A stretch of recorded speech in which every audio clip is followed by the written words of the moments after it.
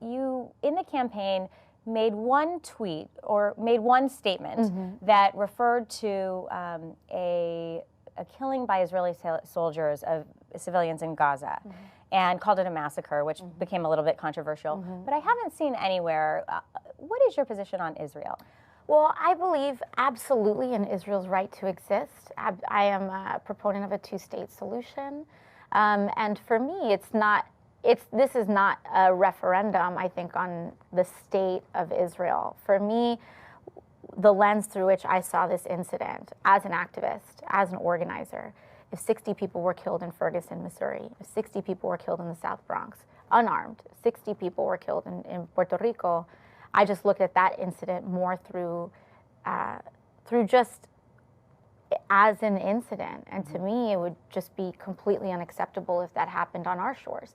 But I am... Of course, the dynamic there in terms of geopolitics and the war in the Middle East is very different than people expressing their First Amendment right to protest. Well, yes, but I also think that what people are starting to see, at least in the occupation of Palestine, is just an increasing crisis of humanitarian condition. And that to me is just where I tend to come from on this issue. You use the term the occupation of Palestine. What did you mean by that?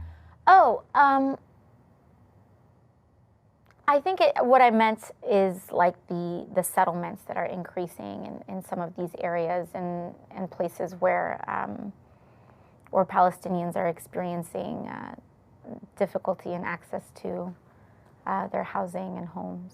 Do you think you can expand on that?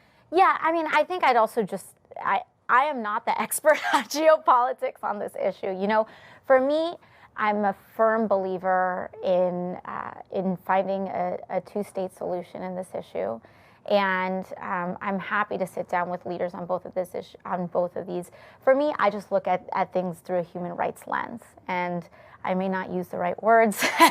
I know this is a very honest. That's very honest, and you're going issue. I mean, it's very honest, and when you get to Washington and you're an elected member of Congress, you'll have the opportunity to talk to people on all sides and visit Israel and visit the West Bank. Absolutely, and I think that's one of those things that's important too. Is that especially with the district that I represent. I come from the South Bronx. I come from a Puerto Rican background, and Middle Eastern politics is not exactly what's at my kitchen table every night.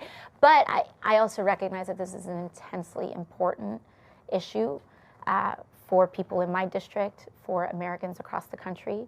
And I think what's at least important to communicate is that I'm willing to listen and that I'm willing to learn and evolve on this issue, like I think many Americans are.